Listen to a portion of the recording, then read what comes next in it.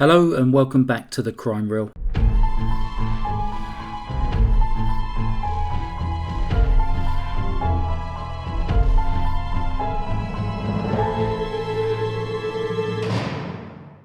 I would like to pass on my thanks to Moondog151, who has contributed a few stories to me before and has this really interesting case from Belgium that I'd like you to hear.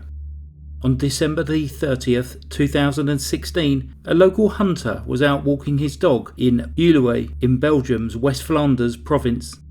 His dog came across a burnt corpse lying in a ditch off the road. He simply dismissed it as an animal carcass and went home. He would spend the entire night second-guessing himself on whether it really was an animal or a human body. And so, in order to find out, he decided to call the police first thing on the morning of New Year's Eve 2016. When the police arrived, there were animals climbing all over the body, which had to be scared away. The body was immediately identified as human, but it was nearly unrecognisable. The torso was severely burnt, and the face unrecognisable, while the hands and feet were mostly intact. It was relatively lucky that the victim had a very distinctive nail polish on and a special design on her toenails that police believed would help someone remember. As for the victim itself, the police concluded on the scene that it was likely a murder due to the burns and how she had barely any clothing on her. The police also couldn't find any lighters or white spirit, so this led them to conclude that the scene before them was not the result of self-immolation. Other than that, all they could tell was that she was a woman, and based on the state of decomposition, she had likely been killed some time ago. As for the killer, based on the location, the police thought it was likely that the killer must have been a local who knew the area well, as the body was found in a secluded enough area. Lastly, the police did not receive any missing person reports, so they had absolutely no idea on who the victim was. When the police removed the body from the scene and brought it to the morgue where the autopsy began on January the 2nd, 2017.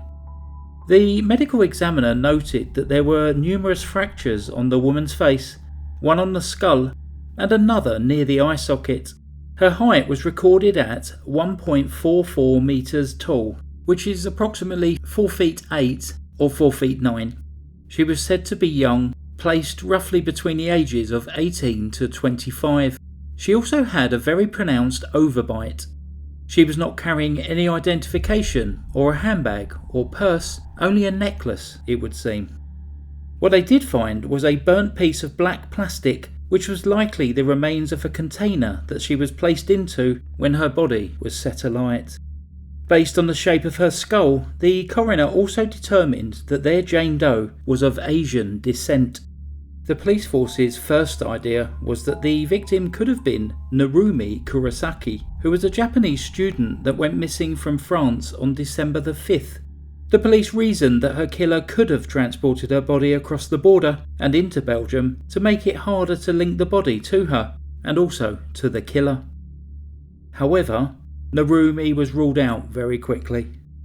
Moving back to the victim, and specifically her burnt torso, there was a piece of fabric picked out from the charred remains, and when it was closely examined, it was a label from a t-shirt, and the brand was Masikinyo, who only operated out of Asia.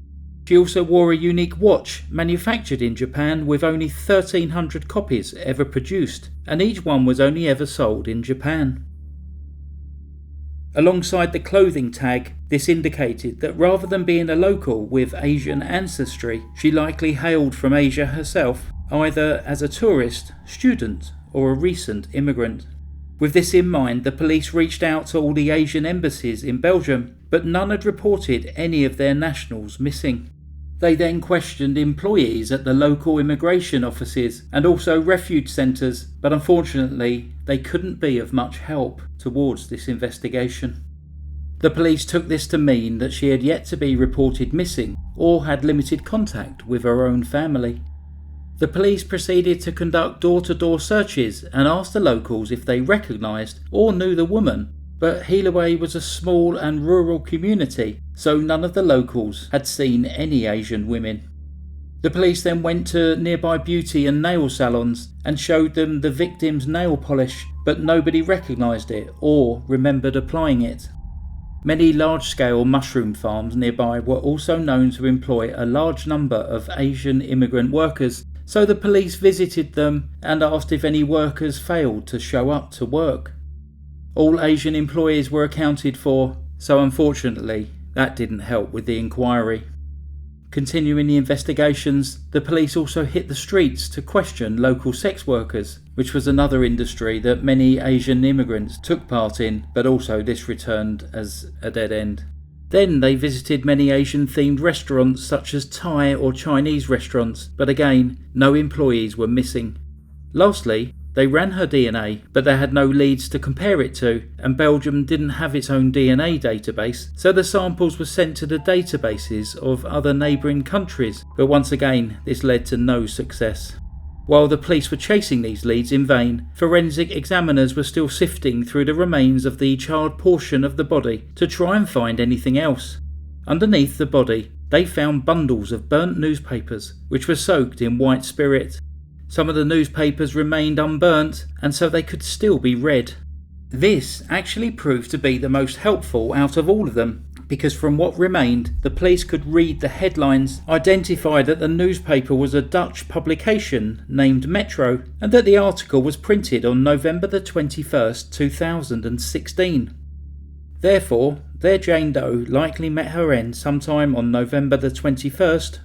This was confirmed even further when the police analysed the maggots on her body, which corroborated what the newspaper led them to suspect, that the time of death was approximately November 21st. Despite this lead, it did nothing to help identify her, so by February the 7th, 2017, once the police finished crafting their facial reconstruction, they published notices to the public all across Belgium. They asked if anyone recognised her face, any of her belongings, the nail polish, and if anybody saw something unusual and suspicious on November the 21st. This eventually seemed to pay off, as not long later, a local of Holloway came forward. The local man told police that he remembered seeing another man out for a jog with his Asian girlfriend by his side. The man he mentioned was a local, knew the area well, and even installed a bunch of security cameras outside his house, but none inside.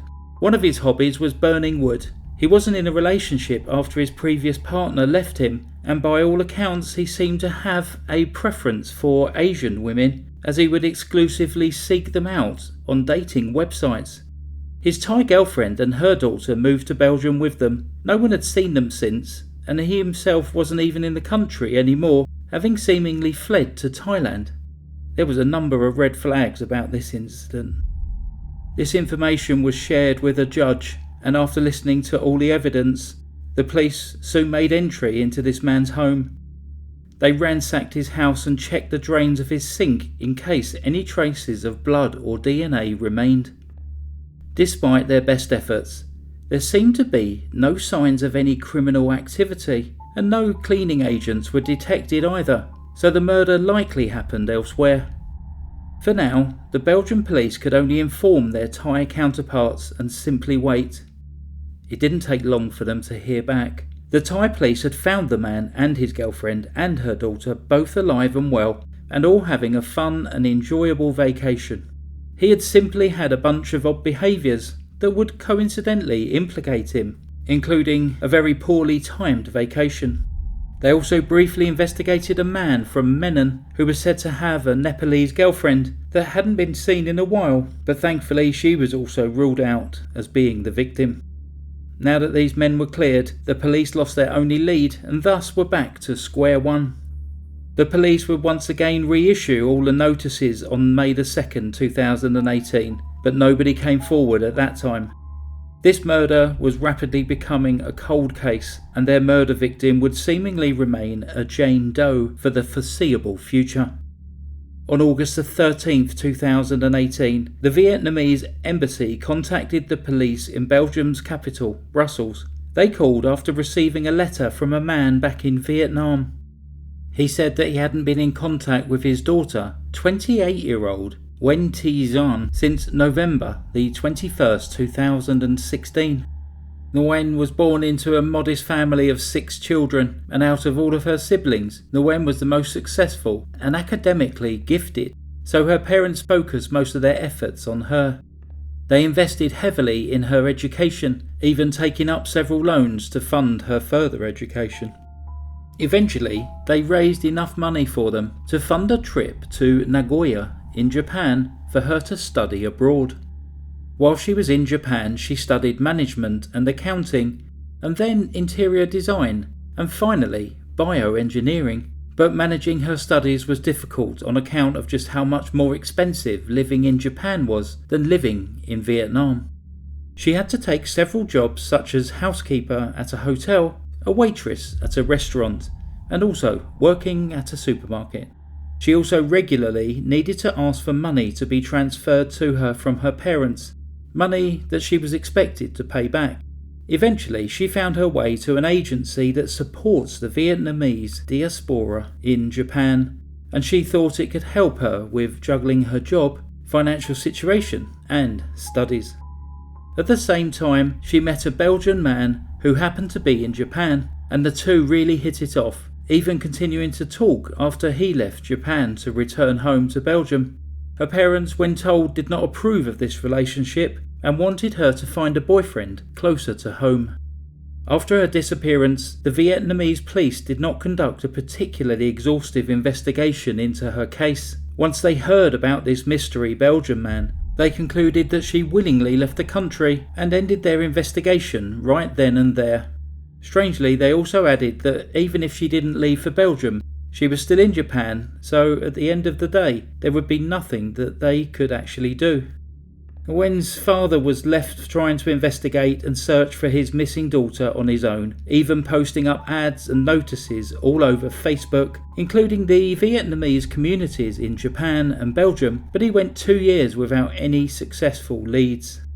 He exhausted every lead that he could while searching in his native Vietnam, but then he remembered that she had met a Belgian man while studying in Japan, and that back in Vietnam she would regularly speak with a Belgian man online. So now, desperate for any information, he decided to contact the Vietnamese embassy in Brussels on the off chance that they could compel the local police to check if she was in the country.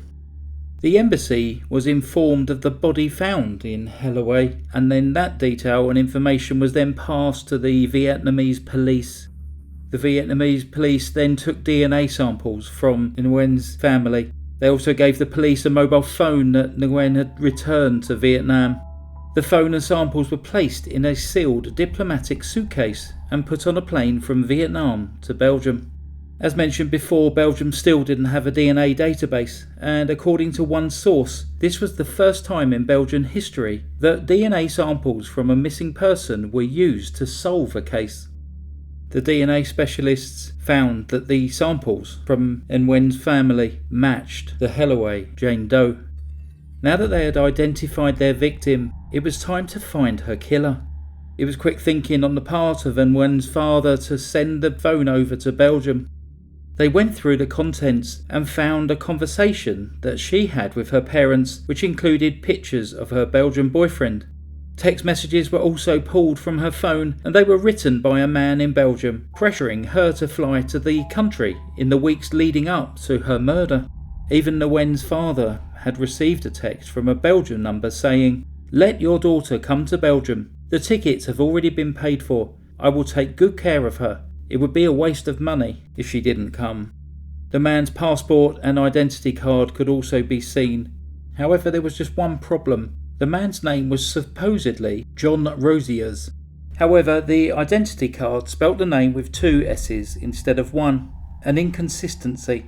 The card numbers on the passport were also fake. The only thing that matched was the photo. Nguyen had given their friends some contact details for those she knew, including a Belgian phone number. The police called the number, and it was still in service. The main problem was that it wasn't a personal cell phone number, but the number was to a company in Menin with 444 individuals in its employ. The police obtained a list of all their employees and systematically went through each and every one of them. Eventually, they landed on 29-year-old John Vandoolaeghe, and he looked exactly the same as the man on Nguyen's phone and the passport photo.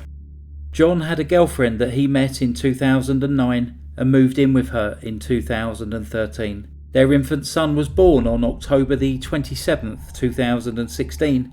John was born in 1989 in Zonnebeek and studied to become an electrician, but he never finished his studies. He didn't need to finish his studies as he managed to get a well-paying job, one that also required him to travel in Mexico, Italy, Bulgaria, and most importantly, Asia, especially Japan. Although he got verbally aggressive from time to time, John was described by his girlfriend as a nice, kind man. There was only one incident where he slapped her cheek, but he stopped after she threatened to leave should he ever do it again. In the days that followed, John seemed genuinely apologetic over that incident.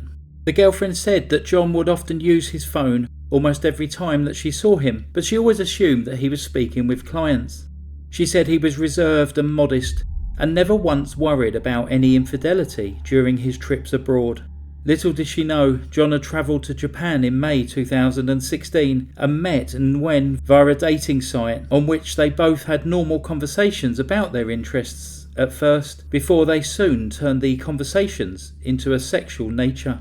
In fact, there were many text messages from John asking if they could have sex. Eventually, they both met at a hotel for a date and later both had consensual sex. On November the 8th, 2018, the police decided that it was the time to arrest John. They knew that he went to work early in the morning, so just outside his home, but far enough for his family not to witness it, they set up a fake DUI checkpoint. They had John step out of his vehicle and he was led into the back of a police van where they said their equipment and breathalyzer tests were located. Once he got inside the van, the doors were closed behind him as officers handcuffed him and placed him under arrest for the premeditated murder of Nguyen Thi Xuan. The arrest came only a few days before a wedding that was arranged for John and his girlfriend. John's reaction to the arrest was one of indifference. He was described as flat and didn't seem terribly surprised. The Belgian police's plan to shield his girlfriend from having to witness John's arrest was so effective that it had the opposite effect. She grew worried when John didn't call to let him know that he had arrived safely, and when the police showed up at her home to conduct a search, she noticed one of the officers holding a folder that said premeditated murder, and as she had never heard of Nguyen, she could only assume that John had been murdered, and she was inconsolable. Eventually the police informed her that he was the suspect instead of being the victim, which must have been hard for her to take it all in. At first John denied any involvement and only admitted to knowing of Nguyen. The detectives nevertheless continued their interrogations, and after 2.5 hours he confessed and admitted that Nguyen's other cell phone and her tablet were buried and hidden underneath his bathtub, being placed there just before it was installed. The police quickly found the phone and tablet hidden in a corner underneath the bath. Across both devices, over 9,000 messages that were sexually charged in nature and were written and exchanged between the two of them, and included John even speaking in this way whilst his son was being born. John also lied about his name and address to Nguyen so that she wouldn't look him up and see photos of his girlfriend and child on his Facebook account. John did not think this act of deception would last though, and that soon enough Nguyen was likely to find out about his real identity. John then believed that in order to preserve his reputation and also his family, he had to lure Nguyen to Belgium and kill her. This was when John began relentlessly and constantly pressuring her to take a break from her studies and come visit him in Belgium, including him sending 139 text messages. Little did she know the purpose of this trip was just so John could kill her to cover up his affair. Every time that Nguyen hesitated and expressed reluctance, John would always bring up having children with her, which was something she had really wanted to do with him. John didn't think this plan was worth spending his own money on, so he forced Nguyen to pay for everything. This resulted in her having to take several loans just to fund her trip to Belgium.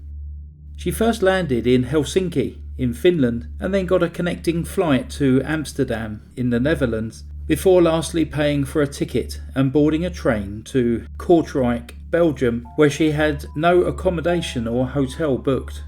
After her train arrived, she was expecting John to be ready to pick her up. Instead, John, despite being free, took his time and decided to stay at home. By the time that he bothered to show up, Nguyen was very unhappy with how long she was made to wait in a foreign country she had never stepped foot in.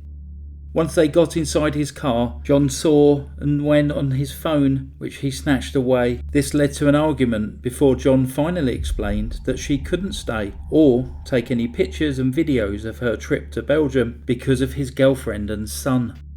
Needless to say, Nguyen was very betrayed to hear about this and slapped John and threatened to expose the affair. John in response did what he was always planning on doing, probably just a little bit earlier than intended. He started beating on her, specifically the face, resulting in the many fractures to her facial features. Eventually, Nguyen was beaten to the point of unconsciousness. John then drove to somewhere more secluded. Once there, he stopped the car and covered her mouth and nose with his hand for approximately 45 seconds until she succumbed to suffocation. He then drove back to his home with her body still in his car, where he just had to hope his girlfriend wasn't home. She was home but still didn't notice because the blinds were pulled and she was watching television. He retrieved a plastic barrel, white spirit and some matches from the shed, loaded them up in the car and then drove to Hellaway. Once there, he placed the body in the barrel, covered it in plastic, poured white spirit all over and used the matches to set some newspapers on fire. John didn't hang around and left as soon as the fire was lit. John then drove to a nearby canal where he threw Nguyen's handbags and backpack into the canal, where they were washed away, never to be recovered. John finally returned home at 9 p.m, having been out for 3 hours. John then cleaned up all the blood in the car before going inside, and once inside he washed his clothes and shredded Nguyen's ID card, which was swiftly thrown into a dumpster afterwards. He held onto her wallet, which he then threw away when he went in for his shift the next morning. Only a few days later, John then took this statement back and claimed that it was just an accident that he blamed his girlfriend for. He said that he wanted to cheat on her because she didn't pleasure him orally often enough for his liking.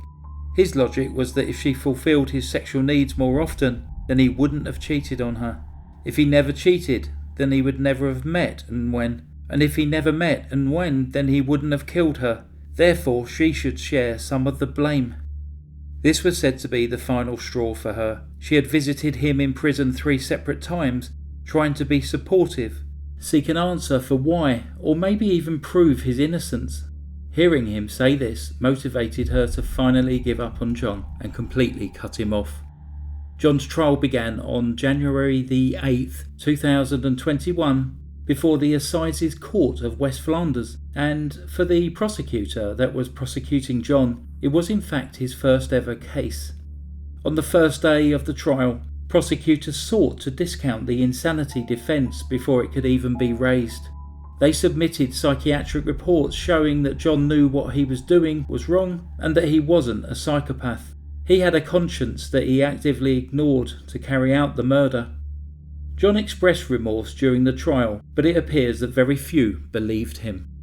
John denied any premeditation. He said, "I'm actually a sweet boy," and said that he brought her to Belgium so she could have a better future and better work opportunities. He also wanted to show her around his home. The judge was incredulous and asked if he really risked everything just to show his mistress the local tourist traps. The prosecutor countered this by telling the court that John advised Nguyen not to purchase a return ticket. He eventually admitted that he brought her over for the sex. Since it was hard to make any argument as to John's innocence, his lawyer simply suggested a conditioned sentence / probation. John was asked about his comments in police custody when he blamed his wife for not pleasuring him orally. He in court completely retracted that statement and said, "Of course my wife isn't to blame." The issue for the jury to deliberate was whether or not John acted with premeditation. On January the 14th, the jury returned a guilty verdict. but they ultimately decided that the murder was not premeditated. Although they admit that he did lure her to Belgium, they considered the murder itself too haphazard and sudden to have been planned. Furthermore, how reckless John was when rushing from place to place to gather the tools to dispose of her body, with Nguyen still in the car, meaning anyone could have walked by, looked inside and seen her body, showed that he didn't seem to know what he was doing. It appeared heavily improvised, and it was only mere luck that nobody reported the fire, leaving the body to remain undiscovered for a month.